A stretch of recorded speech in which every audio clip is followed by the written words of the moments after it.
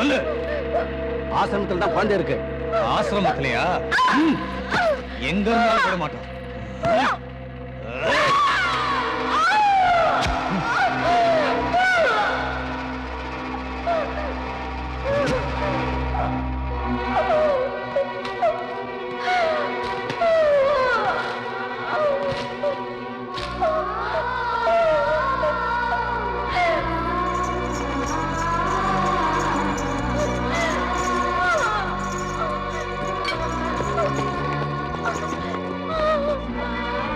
குழந்தைங்கம்மா பத்திரமா இருக்கு.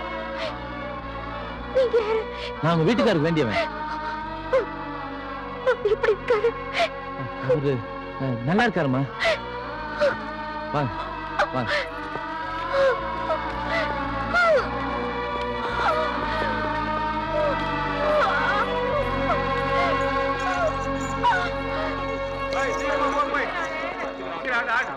எப்படி இருக்காரு? அவருக்கு ஒண்ணு ஆகலையே? நல்லா இருக்காரு. நீங்க தைரியமா வாங்க.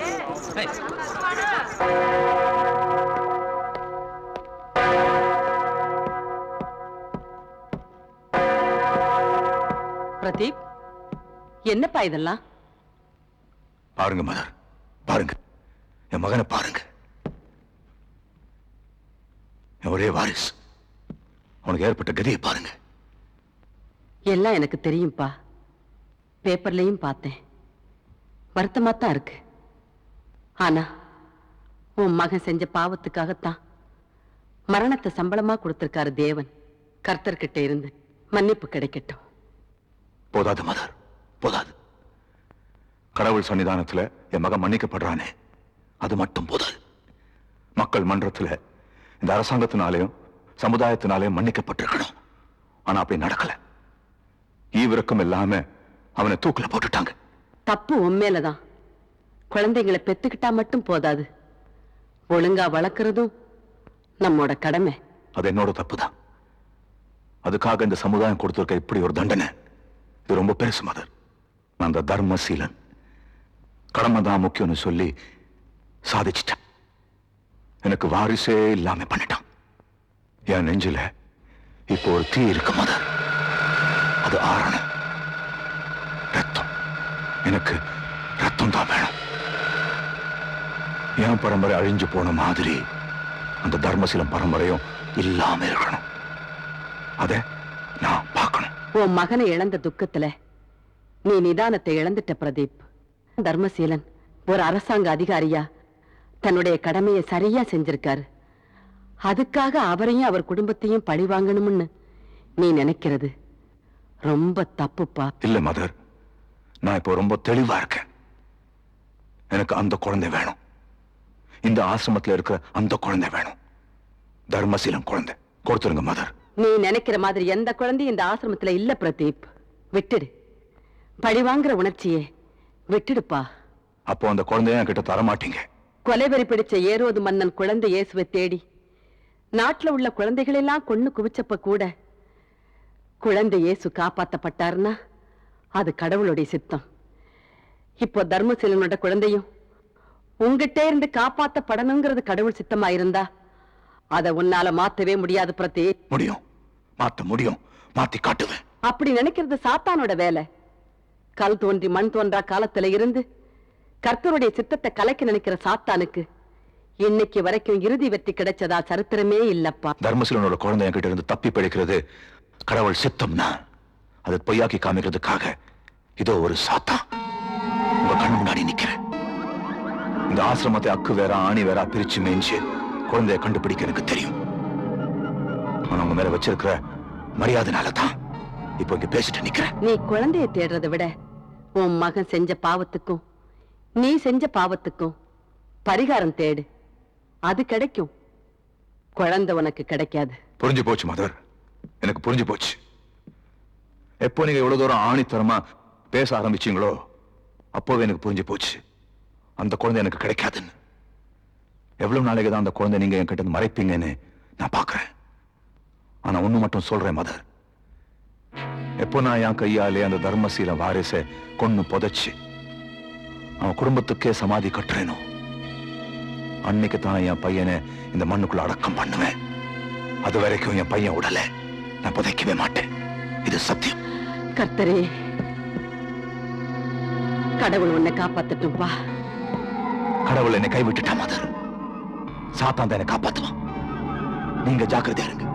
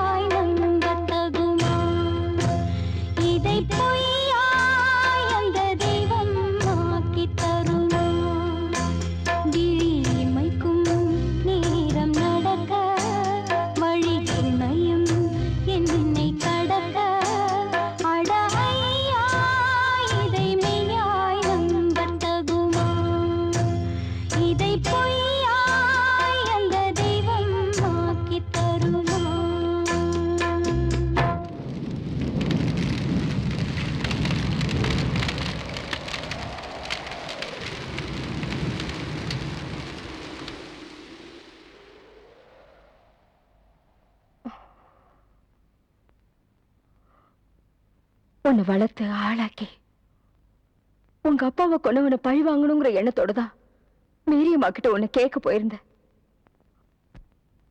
உன் வேதனை எனக்கு புரியுது பார்வதி. அந்த பிரதீப் நீ செத்துட்டுதான் நினைச்சுக்கிட்டு இருக்கான்.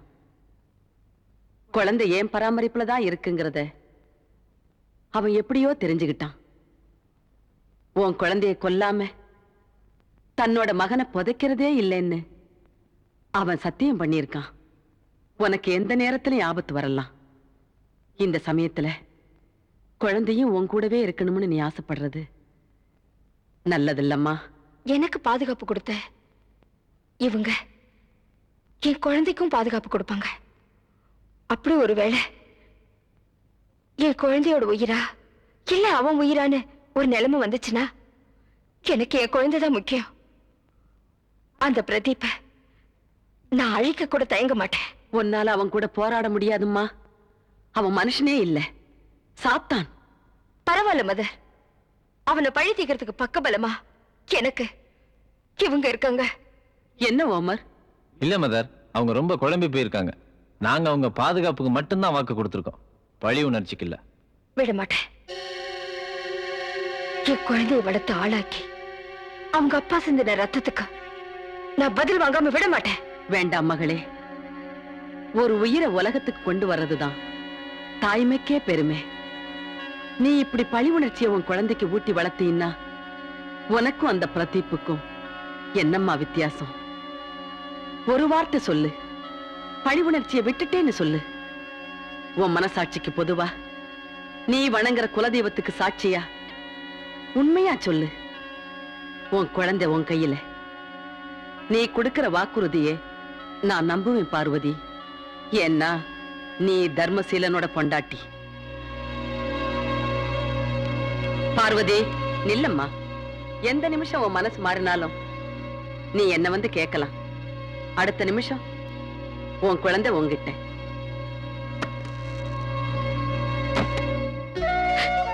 வருஷம் தான் ஓடிட்டு இருந்தது ஒழி மதர் மேரிக்கு என்னால வாக்கு கொடுக்க முடியல. என் புருஷனை கொண்டு என் குழந்தையையும் கொல்ல நினைச்சிட்டு இருக்கிற பிரதீப என்னால பழமாக இருக்க முடியல. தர்மசீலனோட மகன் பெத்த தாய் கிட்ட கொலகாரனா வளர்றதை விட அனாதையா இந்த உலகத்துல நல்லவனா எந்த மூலையிலையாவது வாழட்டும்னு விட்டுட்ட. மதர் மேரிக்கு சீரியஸ்னு அவங்களே ஆள் விட்டு அனுப்பினாங்க. நான் போனேன். உன் மகனை உன்கிட்ட ஒப்படைக்கிற நேரம் வந்துருச்சு. நான் இறந்ததுக்கு அப்புறம் என் இறுதி ஊர்வலத்துல யாரு சிலுவையை தூக்கிக்கிட்டு போறானோ அவன்தான் உன் மகன். ஆனா நீ உன்னை அவனோட அம்மான்னு அவங்கிட்ட அடையாளம் காமிச்சுக்கிற நாள் இன்னும் வரல. பழி வாங்குற உணர்ச்சி உன்னை விட்டு போயிருக்கும்னு நான் எதிர்பார்க்கிறேன் மகளே. உன் கையாலேயோ அல்லது உன் மகன் கையாலேயோ அந்த பிரதீப் சாக மாட்டான்னு எனக்கு சத்தியம் பண்ணி கொடு. கொடு கொடு மகளே.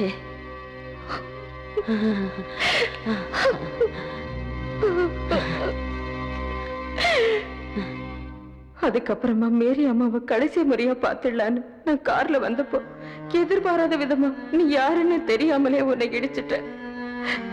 ஆனா நீ சிலுவையை தூக்குனப்பதான் தெரிஞ்சது நீதான் என் மகன்னு. உன்னை பார்த்து பேசணும்னு துடிச்ச. ஆனா மேரி அம்மாவோட எச்சரிக்கையை சொல்லி பாப்பா என்ன தடுத்தும் கேட்காம நான் ஊர்வலத்துல வந்தேன். அப்பதான் பிரதீப்போட ஆளு என்ன இடிச்சிட்டு போனா. நான் எவ்வளவு காலமா பர்தா போட்டு மறைஞ்சு வாழறது அவனுக்கு தெரியாது. என்ன அடையாளம் தெரிஞ்சுக்கிட்டானா உனக்கு ஆபத்து வந்துரும்னு பாப்பா என்ன அங்கிருந்து அனுப்பி வச்சிட்டாரு. உன்னை காப்பாத்துறதுக்காக கடைசி வரைக்கும் பாப்பாவும் நம்ம ஆட்களும் கல்லறை வரைக்கும் வந்தாங்க. கல்லறையில பிரதீப்போட ஆட்கள் உன்னை அடிச்சு தூக்கிட்டு போக பார்த்தாங்க. ஆனா நீயே அவங்களை அடிச்சு துரத்திட்ட. இருந்தாலும் அப்ப இருந்தே நாங்க உஷாராயிட்டோம். ஆனா நீ தேவையில்லாம ஆசிரமத்துல மேரி அம்மா தான் என்னோட அம்மான்னு சொல்லி பிரச்சனையை கிளப்பிட்ட. பாவம் அந்த சிஸ்டர் சுப்பீரியர், அவங்க ரொம்ப நல்லவங்க. அவங்களுக்கு தெரிஞ்ச உண்மையதான் உன்கிட்ட சொன்னாங்க. அதை நீ நம்பல. அதனால பெரிய குழப்பமாயிடுச்சு. தொடர்ந்து நீ அங்கேயே இருந்தீனா உன் உயிருக்கு ஆபத்து ஏற்படும் நினைச்சு உன்னை காப்பாத்தணும் முடிவு பண்ணும். ஆனா நீ ஆசிரமத்துக்குள்ளே இருந்தது எங்களுக்கு பெரிய தடையா இருந்துச்சு. உன்னை வெளியே கொண்டு வரதுக்காக துர்காவை மிரட்டணும். ஆனா நீ எங்களை நம்பாம அந்த பாதிரியா விரிச்ச வலையில மாட்டிக்கிட்ட. அதனால உன்னை நாங்க கடத்தி கொண்டு வந்தோம். மயக்கம் தெரிஞ்ச உடனே எல்லா உண்மைகளையும் உன்கிட்ட சொல்லான்னு இருந்தோம். அதுக்குள்ள நீ தப்பிச்சு போயிட்ட. அந்த பிரதீப்போட ஆட்கள் தான் துர்காவை கடத்திட்டு போனாங்க. ஆனா நீ நாங்க கடத்திட்டு வந்ததா நினைச்சு இங்க வந்த. அந்த சமயத்துல பிரதீப்போட ஆட்கள் உன்னையும் கடத்திட்டு போறதுக்காக இங்க வந்தாங்க. அவங்கள்ட்ட இருந்து உன்னை காப்பாத்தி தாய்க்கு பிள்ளையா உன்னை உங்க அம்மா கிட்ட ஒப்படைச்சிட்டோம். பாப்பாவும் அவங்க ஆட்களும் நமக்கு எவ்வளவு உதவி செஞ்சிருக்காங்க. ஆனா நிலைமை தெரியாம நீ அவரை கை நீட்டி அடிச்சப்போ எனக்கு வேற வழி தெரியலப்பா. இந்த கையால உன்னை அடிச்சுட்ட. நான் பாவேப்பா, நான் பாவே. இல்லம்மா, நான் அம்மா பாவி. ஆசையா அம்மான்னு கூப்பிட வேண்டிய வாயால ஆத்திரத்துல உங்களை நான் எது பேசிட்டேன். இல்லப்பா, நீ என்ன வேணாலும் திட்டு. உன்னை அனாதையா வளர விட்டு கொடுமைக்கு உன் வேதனை தீர வரைக்கும் என்ன திட்டு. அம்மா, தெய்வத்துக்கு சமமா இருந்த மேரி அம்மாவை ஏன் அம்மான்னு சொல்லி அவங்களையும் ஒன்னையும் ரொம்ப கேவலமா பேச என்ன மன்னிச்சிருக்க. இதெல்லாம் அந்த கொலவெறி பிடிச்சு பிரதீபால வந்ததுதான்.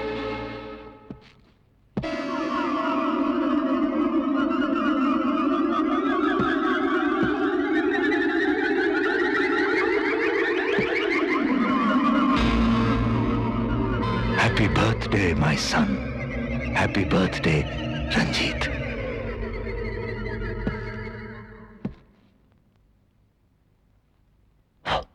Happy birthday, Ranjit. சாட்சியாண்டா புடிச்சிருக்கிற இல்ல பிறந்த நாள் அது இதுன்னு கொண்டாடுறானே. யாரு பிறந்த நாள்? அந்த பணத்துக்கு தான். அது ஒரு மகன் தான் 25-30 வருஷமா வச்சிருக்கான். நம்ம ஏதாவது பேசணும் அடிச்சு அந்த சிங்கம் கரடியாட்ட பாடம் பண்ணி வச்சிருவான். ஐயோ அம்மா. Happy birthday, my son.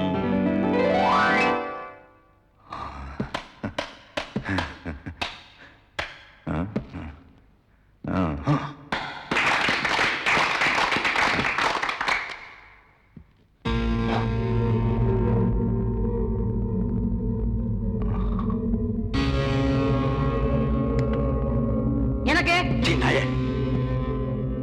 Happy birthday, Ranjit Chakravarti. Ranjit Chakravarti உங்க எல்லாருக்கும் வணக்கம் சொல்லுறான்.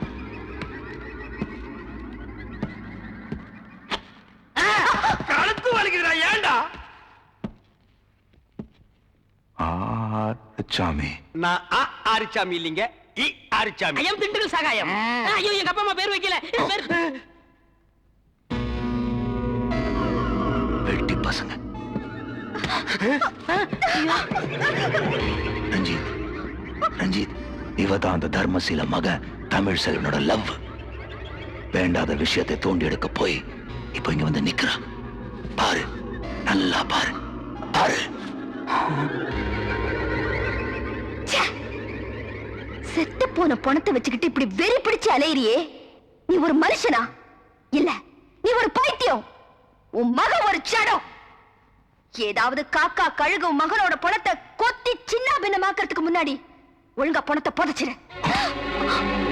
ரஞ்சித் சக்கரவர்த்தி இன்னும் உயிரோட தான் இருக்கிறான். 25 வருஷமா அந்த தர்மசீல வாரிசு பழி வாங்கணும்னு காத்துக்கிட்டு இருக்கான். நம்பிக்கை வரல, கோபம் வருதா?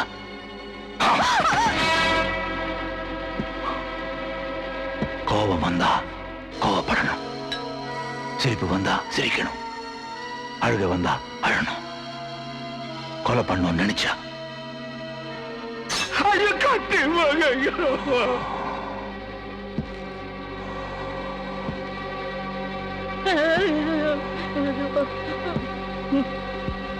கொன்னுடணும். தர்மசீல மகனை புடிச்சிட்டு வான்னு சொன்ன.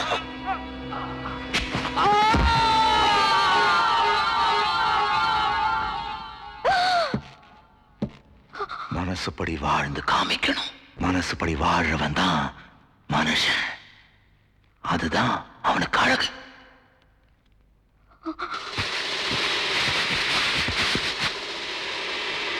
உமர், எப்போ நான் குறி வச்ச அந்த தமிழ் செல்வனை உமர் தூக்கிட்டு போனானோ அப்போவே எனக்கு தெரிஞ்சு போச்சு, தர்மசேலனோட பொண்டாட்டி பார்வதி இன்னும் உயிரோட தான் இருக்கிறான். அந்த தமிழ் செல்வனை, தர்மசேலனோட வாரிசை என் பையன் கண்ணு முன்னால் இதே இடத்துல துடிக்க துடிக்க நான் கொல்லணும். அதை பார்க்க சகிக்காத பார்வதி என்னையும் கொண்டு சொல்லி என் காலில் விழுந்து கேட்கணும். அதை பார்த்து ரஞ்சித்தும் நானும் சிரிக்கணும். சரி போனா போகட்டும்னு நினைச்சு ஒரு கருணை கொலையா தான் நான் அவளை கொல்லுவேன். மர்சிக்கிளி, கேள்விப்பட்டிருப்பேன். மர்சிக்கிளி, ஆண்டவன் ஒருத்தர் இருந்தா நீ செய்யற பாவத்துக்கெல்லாம் நிச்சயமா நீ அனுபவிச்சே தீருவ. இருந்தாதானே ஆண்டவன் ஒருத்தன் இருந்தாதானே ஆண்டவனை நம்ம அந்த மேரி அம்மா ஒரே அடியா இந்த உலகத்தையே விட்டுட்டு போயிட்டாங்க. ஆனா சாத்தானே நம்ம இந்த பிரதீப் சக்கரவர்த்தி இன்னும் உயிரோட தான் இருக்கிறான். எதுக்கு தெரியுமா? அந்த பார்வதியும் அவன் மகனையும் அதே மேரி அம்மா கிட்ட அனுப்பி வைக்கிறதுக்காக தான். அதே செத்து போன மகனாலே முடியாது, அதுக்கு முன்னால செத்தாரன் கொப்ப அவனாலே முடியாது. நான் ஒண்ணு பேசுறியா? அவரை அடிங்க, என்ன விட்டுருங்க, விடுங்கயா. கதவை திறங்கடா, டேய் கதவை திறந்து விடுங்கடா.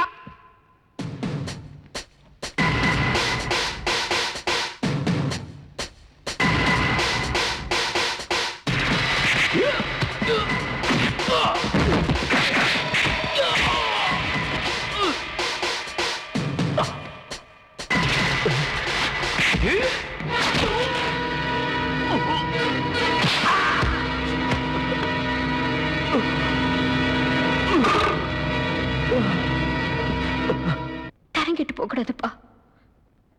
நான் மேரியம்மாவுக்கு செஞ்சு கொடுத்த சத்தியத்தை நீ காப்பாத்தணும். அம்மா, என் அப்பாவை கொன்னவனை நான் மன்னிக்கிறதா மனிதாபிமானம்னா, அதை காப்பாத்துறதா சத்தியம்னா, அந்த சத்தியத்துக்கு கட்டுப்பட்டு இனிமே யாரையும் இழக்க நான் தயாரில்லை. என்ன கொலை செய்யறதே லட்சியமா வச்சு வாழ்ந்துட்டு இருக்கிற அந்த பிரதீப்பை அழிக்கிறதா எனக்கு தெரிஞ்ச சட்டம், நியாயம், தர்மம் எல்லாமே. மன்னிச்சிடு தமிழ், மன்னிச்சிடு. பிடிவாதத்தினால இத்தனை வருஷமா அவனை பிரிஞ்சிருந்தது ஏன் தப்புதான். ஆனா நீ எனக்கு இப்ப கிடைச்சிட்ட. பழசெல்லாம் மறந்து நான் என் மனசை மாத்திக்கிட்டேன். நீயும் உன் மனசை மாத்திக்க. இல்லன்னா அந்த பைத்தியக்கார பிரதீப்புக்கும் நமக்கு என்னப்பா வித்தியாசம்? என்ன நம்பிட்டு வந்து துர்கா, சகாயம், ஆரிச்சாமி அந்த பிரதீப் கிட்ட மாட்டிட்டு இருக்காங்களே. பணத்தை வச்சு காத்துட்டு இருக்கிற பைத்தியக்காரனுக்கு உசுரோட அருமை தெரியாது. அவங்கள காப்பாத்தியே தீரும். உனக்கு வேண்டியவங்களை காப்பாத்துறது எங்களோட கடமை. அதுக்காக என் பையன் உசேனி என்னுடைய ஆட்களையும் ஏற்கனவே நான் அனுப்பிச்சு வச்சுட்டேன். சலீம், சலீம், என்னாச்சு? அந்த பிரதீப்புக்கு காஞ்சாத்து மலையில ஒரு பங்களா இருக்கு. அங்க அவன் பையன் போனதுக்கு முன்னாடி தர்மசீல மகனை கொன்னே தீருவேன்னு அவன் வெறியோட இருக்கான். இதெல்லாம் நாங்க மறைஞ்சிருந்து பார்த்தத பிரதீப் ஆளுங்க பார்த்துட்டாங்க. அங்கிருந்து நாங்க தப்பிச்சிட்டு வரப்போ உசேனை கத்தியால குத்திட்டாங்க. இப்ப அவன் உயிருக்கு போராடிட்டு இருக்கான். உசேனுக்கு எதுவும் ஆகக்கூடாது. அவனை எப்படியாவது காப்பாத்தணும். சீக்கிரம் போங்க, போங்க. சலீம்,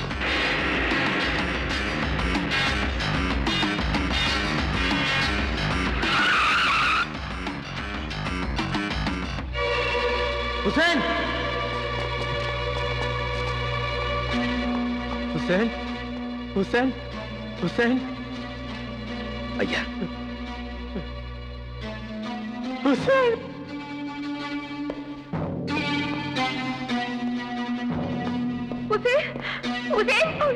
உசேனுக்கு என்னாச்சு? நீ உசேனை பார்க்க போயிருந்த சமயத்துல அந்த பாவிங்க உங்க அம்மா தூக்கிட்டு போயிட்டாங்கப்பா.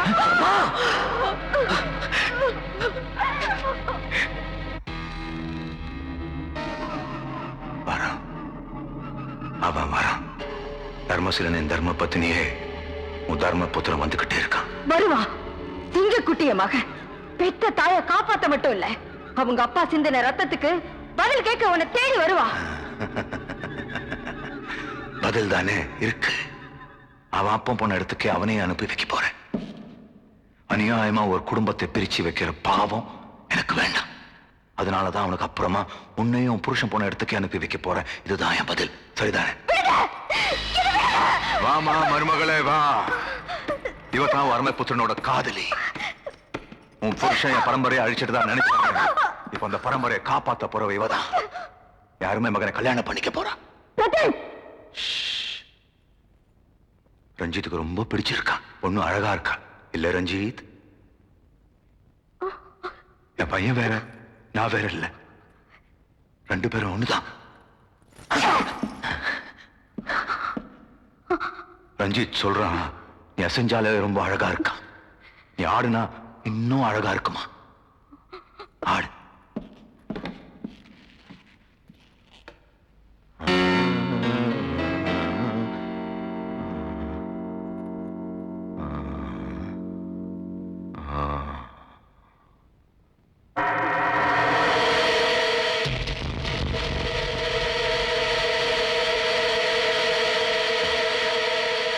முடியாது.